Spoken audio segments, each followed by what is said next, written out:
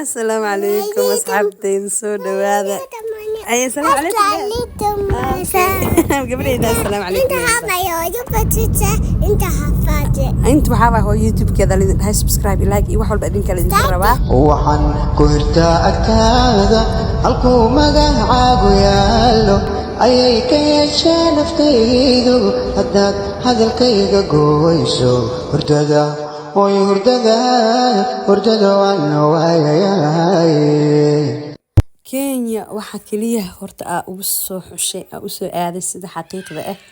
waa inay tahay wadan aad ka helaysid gabar ku shaqeyso oo iska qarash yar oo dib badnaan hadana maaragta nadaafad oo dhan ka dabarayso qof walba uu jecel yahay qaasatan dumarkan iska daalan oo qurbaha ka imaadeen laakiin aniga waxa iga raacda ku dhahay lama arkin lama maqlin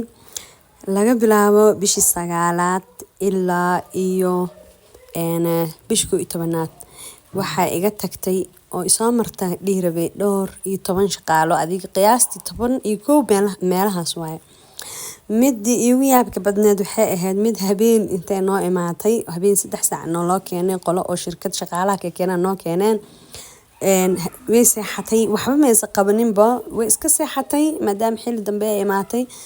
subaxii alisay boorsadeedii alisay adiga 2 saac inta la gaarin waay boorsadeedii tartiib u qabsatay albaabka wuu furnaay aniga fadhiga jiifay ku gamaa ciyaalka yarka ii soo jeedeen TV-ga fiirsanayeen boorsadeedii qabsatay kabii gacantii ku qaadatay albaabka orod uga degtay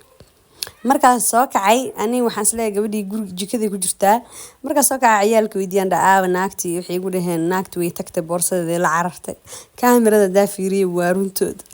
mid kalena taariikh kale ii geysatay asxaabi muuqaalka intaan ku soo gabagabeynaya please channel kan subscribe iyo like iyo share adinku idinkaga fadhiyaa